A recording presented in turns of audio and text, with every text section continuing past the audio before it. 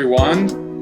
My name is Darrell Missey. I am the Director of Children's Division, and I would like to welcome you to our first podcast. I've never done a podcast. I don't think any of my colleagues here have ever done a podcast. So we are boldly going where no Children's Division person has gone before. So we're glad to have you with us. We're going to do these periodically, and we're going to talk about topics and with interesting people. And for our first guest, we're excited to have Bill Bott from Change and Innovations. I would like for my staff to go ahead and introduce themselves, and we're going to be having this conversation with Bill today. So, Joni, why don't you start? Tell who you are. And I'm Joan Rogers, Deputy Director of Operations and Administration for Children's Division. Hi, I'm Sara Smith, and I am Deputy Director that gets to work with prevention and safety. And we're really excited to have Bill with us today. Bill is with Change and Innovations, and we've been working with Bill since August of 2021, and his team. They're amazing, really looking across program lines at how we can enhance practice. And we're getting ready. One of the reasons to go with this podcast today is we're getting ready in mid-February of 2022 to launch our Central Consult Unit, which will be rolling out statewide. So it's really an exciting time in the division, and the work that their team is doing with our Children's Division team is just spectacular. Thank you for having me. I'm honored to be a part of the inaugural podcast for the division.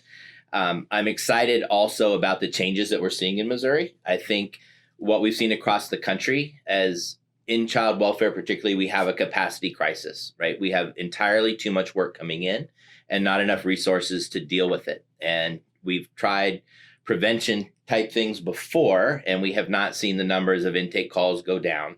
They continue to tick up year after year, and families are getting more complex. Problems are more complex. Services are getting tighter and tighter, particularly in the pandemic. We've seen a lot of issues. And to try something radical, to try to give our folks some room to actually do the work that they came to work, I'm really excited about it. I'm excited to be here to talk about it. I should probably mention Terry's feeling under the weather, so she's not able to be with us.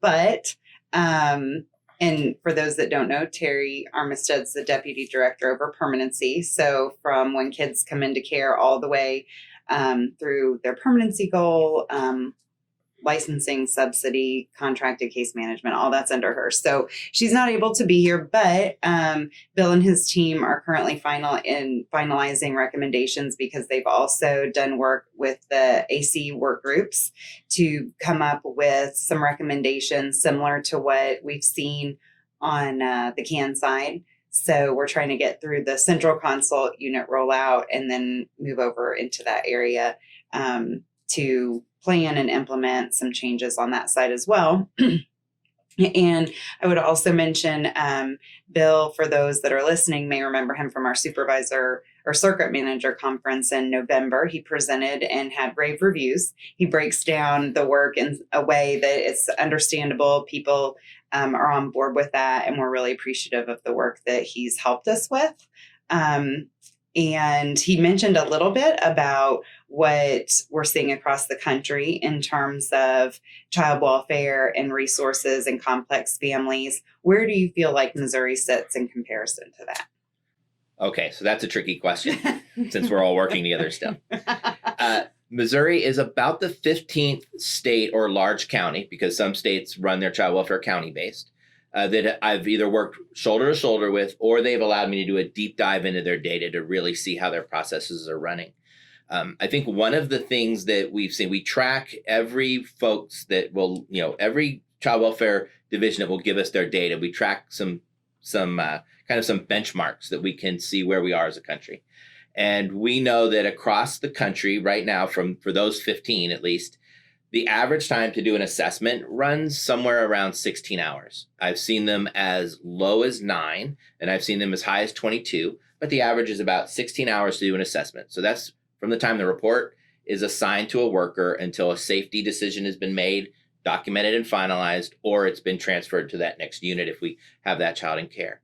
Missouri is at the low end of that. You guys are actually running somewhere around 10 hours, 10 and a half hours, depending on the complexity of the case. Now, that's not saying every case will take 10 hours, right? We always have those anomalies where we have some that'll take 30, 40, 60 hours plus, and we have some that'll take a little less, but you're running at about 10 hours. So you're at the lower end of work time, which to us shows that you have at least done some of those initial efforts in trying to keep your documentation under control, trying to make sure that your safety model is being followed and that kind of thing. So because of that, I think you guys are in better shape than other states when it comes to the amount that you have past deadline, because those two usually go together. The longer it takes to do a single assessment, typically the more we have past deadline, unless magically a state has found a tremendous amount of staff, which nobody has. So you guys do have some past deadline, and you have a lot that work right up to deadline, but we have seen states massively over deadline, where 68% plus of their reports go over deadline. So actually, Missouri is like a healthy state generally. It probably doesn't feel that way because of the immense pressure of that capacity crisis that everyone's experiencing.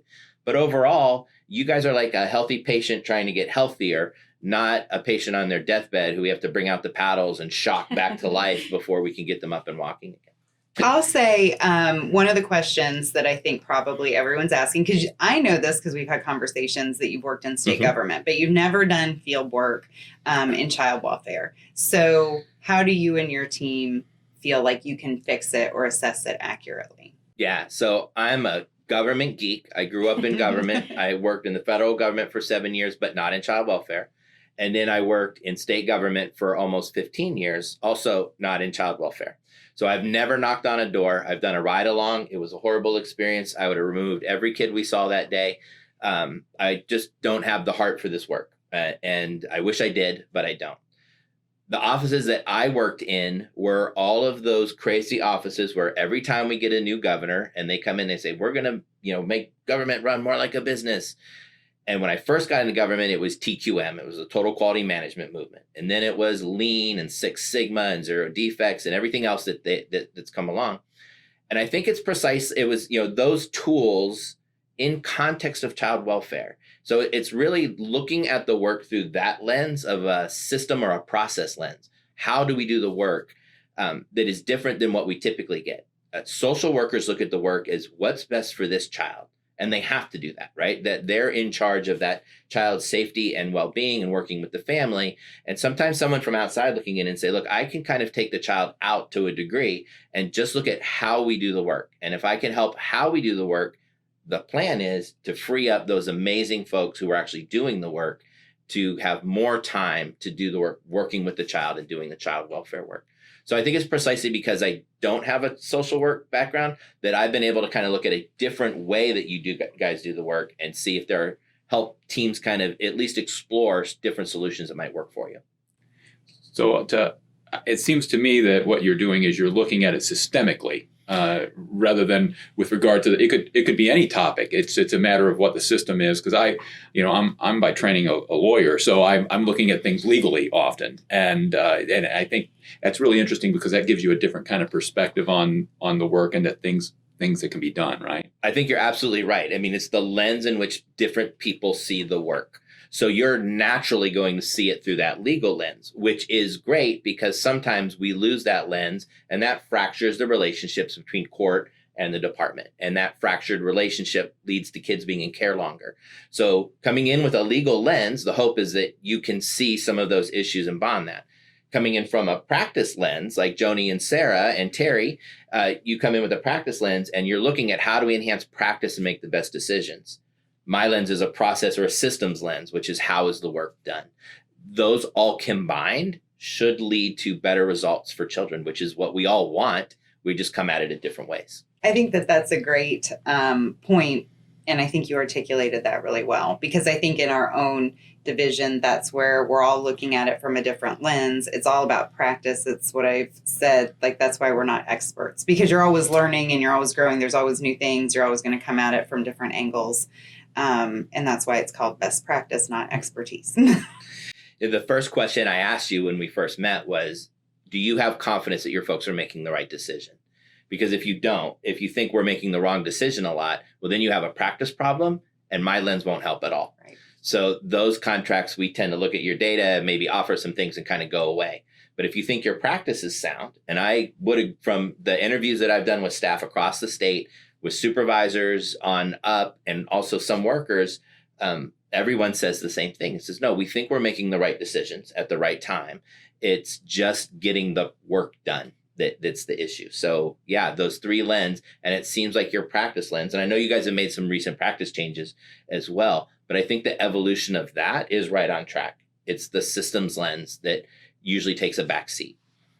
I think we saw all of those lenses coming together when we were doing the mapping in these different groups with change and innovations. We had our child abuse and neglect hotline unit, our investigative team, family-centered services, and AC. And each one, what I really appreciate about change and innovation is these are frontline workers that are involved in these teams, really mapping out the processes. And it's really interesting to see different team members from throughout the state coming together, and not only the lens of the judiciary and the process, but even different parts of the state coming together in that child welfare lens and mapping out what the process should look like, what it actually is looking like.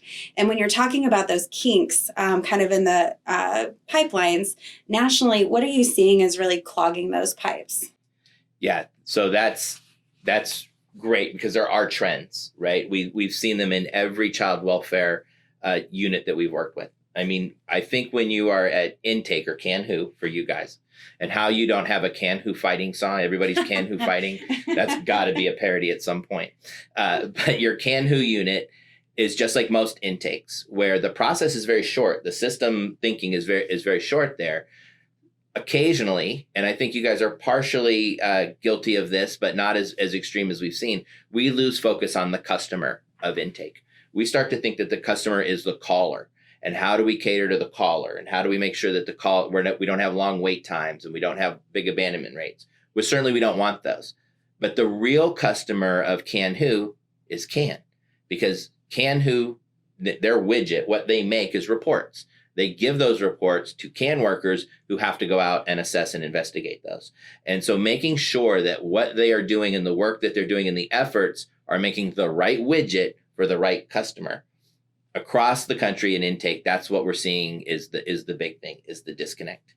I think there's a practice issue in intake overall as well. I mean, when 85% plus of the reports that we're taking end up as safe, the screening process, I mean, if I were to tell you 85% of the Ford trucks that you are building will never go on the road, they'll never be used by anyone, you would say, well, we're not going to build those anymore.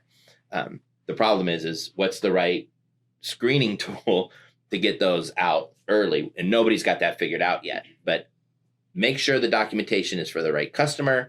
And then I think there is some practice work in CAN.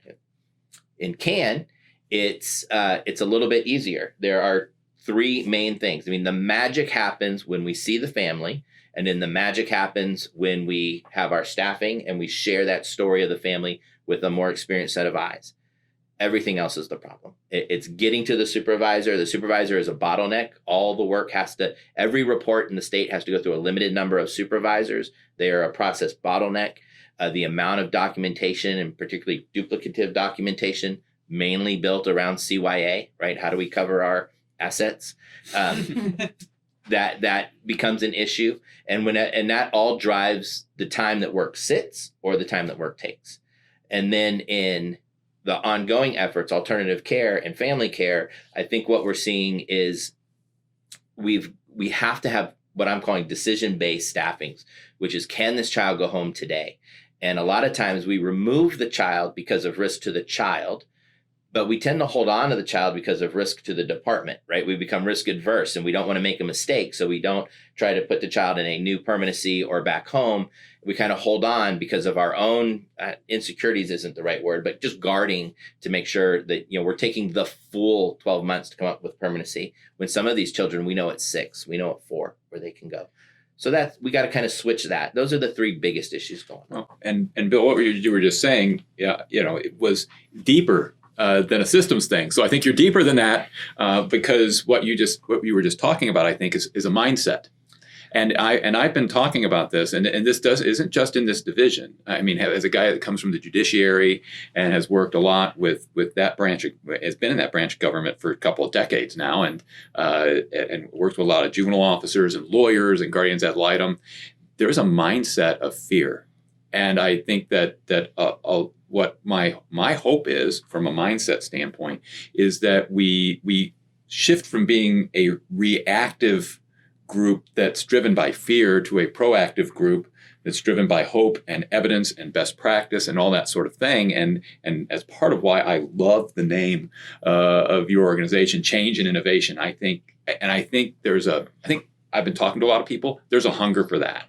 There's a hunger for, we want to do something different, and we want to innovate. We want to discover. So not to say, so Bill, tell us what we do to fix all this. Yes. But if you have some suggestions about the change and innovation we need, the direction we ought to think about going with our minds and with our systems, what are your thoughts about what we can do? Yeah, well, I think fear is you're absolutely right? Fear, you have a culture of fear. And hopefully it doesn't feel like that in the office. It feels like you have a culture of pressure. Like we constantly have to get out. We constantly have to get things closed. We constantly don't want to be late.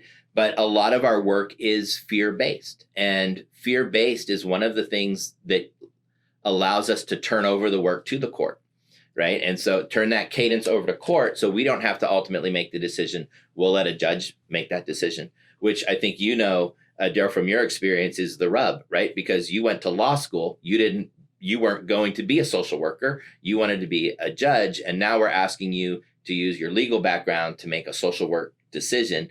That was supposed to be in conjunction, right? That was supposed to be together. And more what we're seeing is departments. And I have not been in a courtroom in Missouri yet to watch the process, but across the country where we're seeing more and more departments kind of turn that over. So to change the fear, right, to get the fear out, I would argue that we have to change the process. And the processes that drive the fear are the over documentation, right? The feeling like if it's not down on a piece of paper, it never happened. And if it's not on a piece of paper, we can't justify it. And if we can't defend it in court, then all the world will end. So everything we do has to be to that ultimate end, is how do I convince someone that we did enough for this child? And then we build our processes around that fear. If we build our processes around, we know we have good practice. We know we have to capture an adequate amount of the story of the family for the next person who uses it. And if we can improve those relationships with our courts, then I think we'll see the fear start to diminish. But it's kind of like a chicken or the egg, right? Who has to give first? Do we have to stop being scared and do, some of that differential documentation and different practice? Or do we have to do practice and hope process, and hopefully that will drive down some of that fear? And I will tell you, and then I want to, Joni's getting ready to say something. That fear is not only in this division. I will tell you that fear exists in the judiciary, and I will tell you that I have had it. I've experienced it. I have sat there and thought, there's not evidence for this. There's not enough evidence here, but this scares me. And then you have to really exercise great courage to do what the law tells you to do, and to be able to shoulder the criticism that might come from that. And that's a difficult thing. And I think, in my experience, I've seen less fear in the 20 years. I've seen less fear coming out of this agency than I've been seeing coming out of my colleagues and out of the legal community, because we're not, to Joni, to your point, experts. We don't know social work. We know the stuff like what you see, Bill. You went out and you saw it and you're like, oh my gosh. Well, somebody who's not trained in this, and a lot of times the juvenile judges are circulating in, I did a juvenile detention. I was involved in a juvenile detention reform here, and I went to Arizona and listened to a judge talk about decision making, and it was profoundly life changing to me, because she talked about balancing risks and benefits, and she said, and I do all of that, and then I get to the end and I ask myself this question: based on all that, what do I do if I'm not afraid? And it really says, okay, erase my fear. Terry is not here, but in her office is a plaque, and it says, fear not. And that, I think, is a mindset we need to have. We need to approach it wisely, I think, but with courage, and fear not. And, I think getting for example, getting a unit that's expert at this, who's going to be looking at an instrument, that's going to be using science and evidence to help us make those decisions. We've got to, when we are able to rely on it, it will not be perfect, but maybe we can avoid that fear. Right? Yeah. And I think too, as part of that is to recognize that at your core, at what your department does, this is the riskiest decision that state government makes across the board. There's not a more risky decision in state government. Should I remove this child? Should I send this child back? Because we're talking about a child's life. Most departments in state government don't make that decision, right? You guys have to make that decision thousands of times a year. And so it is a very risky decision. And when you have risk, then that fear kind of can creep in. So it's not just because we have workers who are timid, right? Most of our workers are bold. You have to be bold to knock on a stranger's door and say, hi, I might take your child right now. That's a bold lifestyle that your folks live. It's the fear that if we don't get it right, the consequences are so severe. And it's not just I might lose my job. It's that this child might get really hurt. I think this conversation, I think we could have like whole podcasts around all of these different things we're talking about. But one, you'd said about high pressure, and it is a high pressure environment and decision, and you have to handle that really well. But there's pressure working with the families. But then when you were talking about like this fear-based, and a lot of it, because part of my job, of course, when I hear that, right, is like, I'm over our federal reports and our federal documentation. And when we very recently been in the news for lack of documentation that adversely affected us, I think part of the process and part of the goal is how do we make it possible to have the documentation we need to meet our requirements while still maintaining time for the family, because it is a lot. Like there is a lot required and a lot you have to document, or else it is like it didn't happen, at least as far as our federal partners or statutory requirements or whatever. And I think that that's what we're doing now as we explore a new case management system, as we explore processes, like how can we get what we need to show we are meeting our statutory and federal requirements while also providing an environment where staff can do the work that really propels a child and family to safety and stability and permanency. And that's a tough one. That is really tough. Because like you said, it's every lens coming together perfectly. And I don't know if any states figured that out. No, not completely, right? And you're right. It is really tough because our natural reaction to every time something happens is to say, well, we need to make sure that doesn't happen again. And the way that we make sure it doesn't happen again is we put it in documentation. Right. And then the feds come in and they see something when they review, 0.25% of our total reports, and they say, oh, well, we found something in this one. So we say, oh, well, since you found it in that one and you wrote it up, now we have to have a PIP response about all of them. So we keep adding things to documentation and adding, and something goes wrong and we add, and we never subtract. And we think if we subtract, that then child safety is going to be hurt, right? For me, it's like we need to get back to where the two places where magic happens. Magic happens at the assessment investigation phase when we're with the family, when we're making our collaterals, when we're doing our research and making our safety decision. And the second kind of magic happens, I believe, when that worker has good support from their supervisor to have that clinical staffing to really talk about what's going on and what's the story of the family so they can make a decision together on next steps. I think those are the two magic. What I would really love to see in a perfect world is how do we QA the magic and not the paperwork, right? The paperwork is not the magic. In fact, for the vast majority of our safe children, when we document it, no one's ever going to look at that stuff again. CAN-WHO will look at it if there's another call. The CAN worker who gets it, if there is another report, will look at it, but they don't read the whole thing, right? They look at when did we go out, how many times we've gone out, why, and what was the final decision. If we could get to just documenting that, I think life would be better. But we can't get there unless we quality control the staffing and the assessment.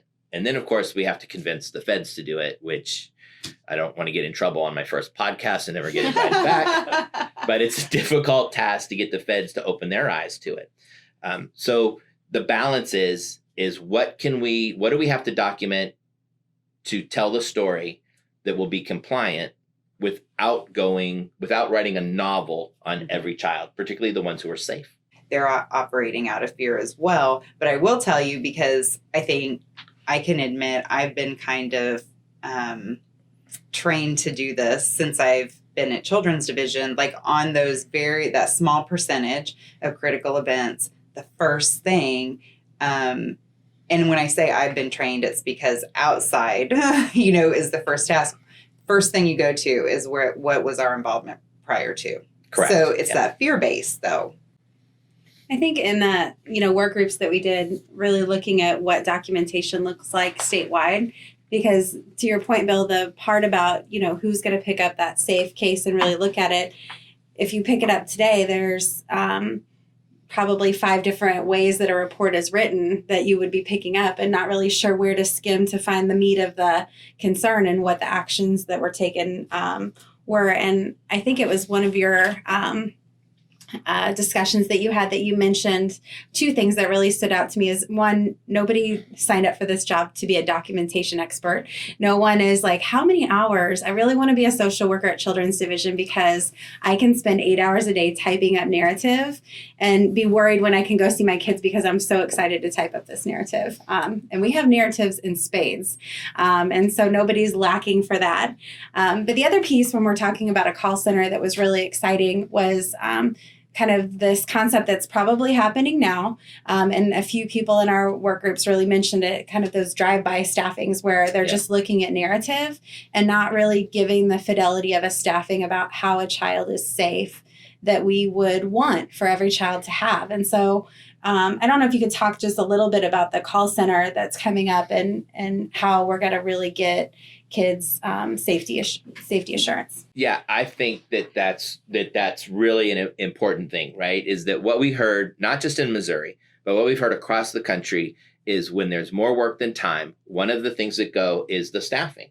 And the more, it used to be just your experienced workers, 8 years plus workers, they were having drive-by staffings. How are the Smiths doing? Oh, they're fine. I'll close that out next week. And that's fine. They've been doing this work for a while. We kind of have those workers we can trust. And as the work kept growing, what we found is more and more we have workers who are at the 1-year mark or less having drive-by staffings and not full staffings. And so we take on a greater risk because we took half the magic away.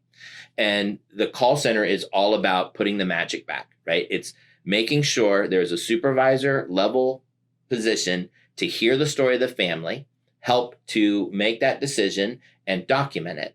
Now, it's for safe children, right? And this will be all in the training that most of you will be getting in the upcoming weeks and as you go. But it's for safe children because if we have an unsafe child, there's a lot of local decisions that need to be made. So it doesn't make sense to try to centralize that.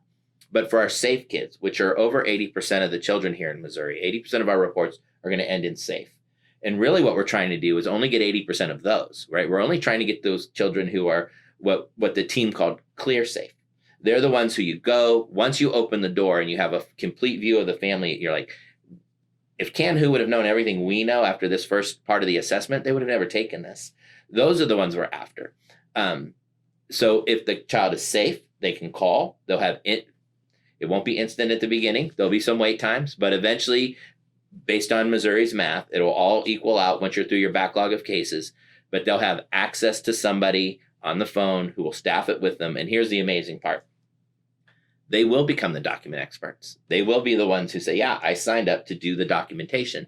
So they should know the amount that complies with the feds, the amount that the next worker needs, and the amount that we need as a department so that we're learning from what we're doing. But that and no more. And so they'll document that, they'll staff it, they'll bring back the magic for every child. And then what we found, there's 2 other states using a similar model. I think your team's built something that's unique to Missouri, but a similar model. What we found is that somewhere between 70 and 85% of calls will close that report on the first call. So if you make your safety decision and you make the call, there's a good chance that that will be off your plate. And because of that, we've seen caseloads drop by 70% in the first 6 months. I mean, is there a light at the end of the tunnel for us? Do you have any thoughts for us about where we're going from here? The light at the end of the tunnel is a train. So we got to get out of the way. No, I actually do think there's a tremendous light at the end of the tunnel from Missouri. I think you guys, because you are a healthy patient who just wants to get healthier, we all want to get healthier in child welfare. And I guess healthy is relative, right? Everybody's struggling with this capacity crisis. But I do think taking the steps with the central consult unit the steps that we'll talk about in a future episode with AC. I really do think that you guys are on track to see those assessments go down. Assessments will still come in, reports will still come in. Caseloads will go down 60, 70, maybe even 85% is what I'm projecting. Time to close. I believe that Missouri will have a time to close somewhere between the 7 and 15 day mark average coming up. I think so everything that's going late now, I think that will virtually go away. But more importantly, the way that we have it set up, we'll know the ones that go late, why they went late. Some will go late because they have to make those decisions. Then I think ongoing, I think you guys are in a good position for those children who come into care to help them make decisions and build that relationship with the court so that we can both be comfortable with taking a little bit more risk to make those decisions when they should be made. Because it's a risk whether we make it at 6 months or 12 months. Yeah. Might as well make it at 6. Mm-hmm. I think you'll see a 25% reduction in caseloads in AC if we are able to do what's in the report. And I think as a teaser for a future episode, I've seen some of the recommendations for AC, and I think that there's a lot of great work there too that I'm excited to dig into on that part. Well, thank you, Bill. This has been a great conversation. We look forward to having more conversations with you and more conversations with everybody on this podcast. This is so exciting. We could have a different career. Podcasts. That's the future. So thank you very much. It was a delight to have you. Thank you, Bill. Oh, no problem. Anytime. Glad to be here.